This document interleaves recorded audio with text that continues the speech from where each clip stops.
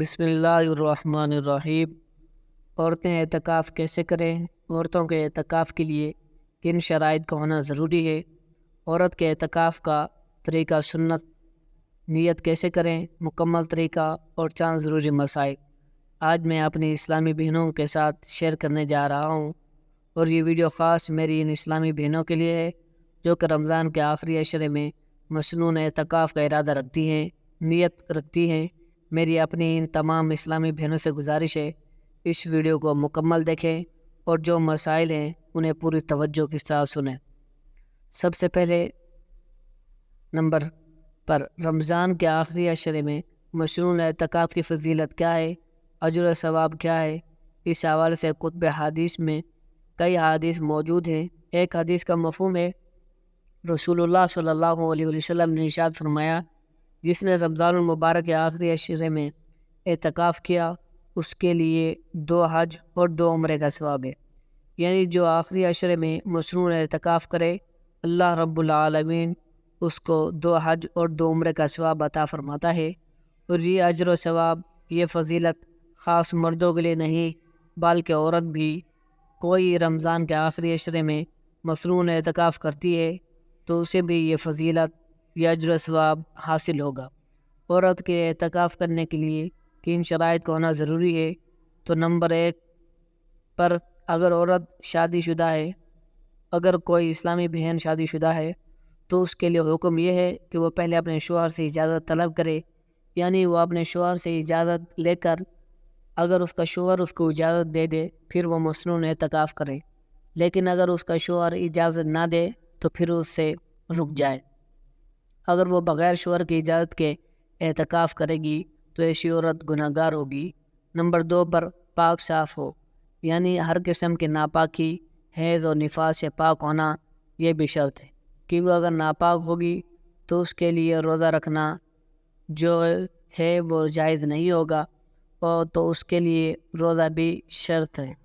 یاد رکھیے، اگر کوئی رمضان المبارک کے آخری عشرے میں مشروع اعتکاف کی نیت کرتا ہے، وہ کر رہا ہے یا کر رہی ہے تو اس کے لیے روزہ رکھنا شرط ہے۔ اگر روزہ نہیں رکھیں گے تو مصنوع اعتکاف نہیں کر سکتے۔ ہاں، اگر نفل اعتکاف کرنا چاہیں تو وہ آپ کر سکتی ہیں، ٹھیک ہے، تو اس کے لیے روزہ شرط ہے، اور روزہ اگر ٹوٹ جائے تو آپ کا اعتکاف بھی ٹوٹ جائے گا۔ کیا اس کے لیے بالغ ہونا یا شادی شدہ ہونا یہ ضروری ہے؟ کیونکہ یہ بھی کہا جاتا ہے کہ نابالغ یا پھر غیر شادی شدہ کنواری لڑکی جو ہے وہ اعتکاف نہیں کر سکتی۔ ایسا بالکل نہیں ہے، یہ بہت بڑی غلط فہمی ہے، بلکہ جو کنواری ہیں وہ بھی اگر اعتکاف کرنا چاہتی ہیں رمضان کے آخری عشرے میں تو وہ کر سکتی ہیں۔ مصنون اعتکاف کے لیے اس کے لیے کرنا جائز ہے۔ اور اسی طرح جو نابالغ لڑکی ہے اگر وہ تمیز رکھنے والی ہے، سمجھدار ہے، بالغ نہیں بھی ہے تو بھی اس کے لیے اعتکاف کرنا جائز ہے، وہ کر سکتی ہے۔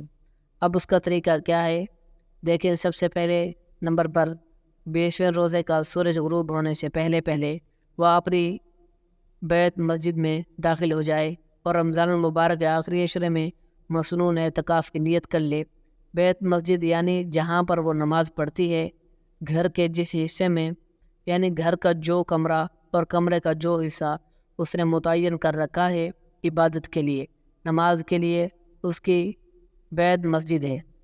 اب اگر کوئی اسلامی بہن جس نے کوئی جگہ جو ہے وہ نہیں مقرر کر رکھی نماز کے لیے، یعنی کبھی کہاں، کبھی کس کمرے میں اور کبھی کس کمرے میں نماز پڑھ لی، تو اب وہ جگہ کا تعین کر لے۔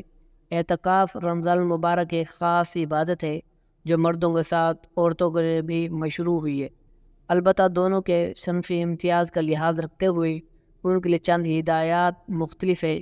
حضرت عائشہ رضی اللہ تعالی عنہا سے روایت ہے، حضرت نبی کریم رمضان کے آخری عشرے میں اعتکاف کرتے تھے یہاں تک کہ اللہ نے آپ کو اٹھا لیا۔ آپ کے بعد آپ کی بیویاں بھی اعتکاف کرتی تھی۔ عورت کو اعتکاف کرنے کے لیے اپنے شوہر سے اجازت لے کر ہی اعتکاف کرنا چاہیے۔ عورت نے گھر میں جو جگہ اعتکاف کے لیے مخصوص کی اس جگہ سے بلا عذر نکل جائے تو اسی طرح ان کا اعتکاف فاسد ہو جائے گا، جس طرح مرد کا مسجد کی شرعی حدود سے بلا وجہ نکلنے سے ہو جاتا ہے۔ عورت کے اعتکاف کا طریقہ یہ ہے کہ گھر میں جس جگہ نماز پڑھتی ہو اس جگہ یا کسی اور جگہ کو اعتکاف کے لیے مخصوص کر لے، سوائے ضروری حاجات یعنی پیشاب، پخانہ، غسل جنابت کے علاوہ اپنی جگہ سے باہر نہ نکلے۔ جب حاجت کے لیے نکلے تو حاجت پوری کرنے کے بعد فوراً اپنی جگہ پر واپس آ جائے۔ دوران اعتکاف قرآن مجید کی تلاوت، ذکر و تسبیحات، نوافل وغیرہ جیسے مشاغل میں مصروف رہے، بلا ضرورت بات چیت سے احتراز کرے۔ کھانا پینا، سونا اعتکاف کی جگہ ہی میں کرے۔ ضروری حاجات کے علاوہ نکلنے سے اعتکاف فاسد ہو جاتا ہے۔ اعتکاف کی حالت میں عورت اپنے گھر والوں کے لیے اپنے اعتکاف کی جگہ سے نکل کر شہری وغیرہ نہیں پکا سکتی اور نہ ہی باہر نکل کر گھر والوں کے ساتھ سحر و افطار کر سکتی ہے۔ البتہ گھر میں اگر اور کوئی نہیں ہو جو کھانا پکا سکے تو ضرورت کی وجہ سے اپنے اعتکاف کی جگہ میں ہی کھانا پکا سکتی ہے۔ بات چیت ہر وقت کی جا سکتی ہے، مگر اعتکاف میں رہتے ہوئے اور بلا ضرورت تفصیلی بات چیت سے احتراز کرتے ہوئے اہم گفتگو کرنے میں کوئی حرج نہیں۔ اگر پورا کمرہ نماز کے لیے مختص ہے تو اس میں اعتکاف درست ہے، اور اگر کمرہ نماز کے لیے مختص نہیں تو پہلے کمرے کو نماز کے لیے نیت کر کے مختص کرے، تب اس میں اعتکاف درست ہوگا۔ اعتکاف کے لیے جگہ متعین کرنے کے بعد تغیر و تبدل جائز نہیں، اندر ہو یا باہر ہو۔ بہتر یہ ہے کہ برآمد وغیرہ میں ہو یا پنکھے وغیرہ کا انتظام کر لیا جائے۔ اعتکاف کی شرط: مسلمان ہونا کافر کا اعتکاف نہیں، عاقل ہونا مجنون کا اعتکاف نہیں، بالغ ہونا شرط نہیں، اس لیے نابالغ سمجھدار بچہ بھی اعتکاف کی نیت سے بیٹھ سکتا ہے۔ جنابت سے پاک ہونا، ناپاک شخص کا مسجد میں داخلہ ممنوع ہے۔ اعتکاف کی نیت کرنا، بلا نیت مسجد میں بیٹھنے سے اعتکاف نہ ہوگا۔ جس جگہ اعتکاف بیٹھے وہ جگہ شرعی مسجد ہو۔ مثلاً اعتکاف میں بیٹھنے کے لیے ضروری ہے کہ 20 رمضان کو غروب آفتاب سے پہلے مسجد میں داخل ہو جائے اور اعتکاف کی نیت سے بھی غروب سے پہلے کر لے، خواہ مسجد میں داخل ہوتے ہوئے کرے یا داخل ہونے کے بعد کرے۔ اگر غروب کے بعد مسجد میں داخل ہوا یا مسجد میں پہلے سے موجود تھا مگر نیت غروب کے بعد کی تو یہ اعتکاف مسنون نہ ہوگا، مستحب ہو جائے گا، اس لیے کہ پورے عشرے آخرہ کا اعتکاف نہ ہوا۔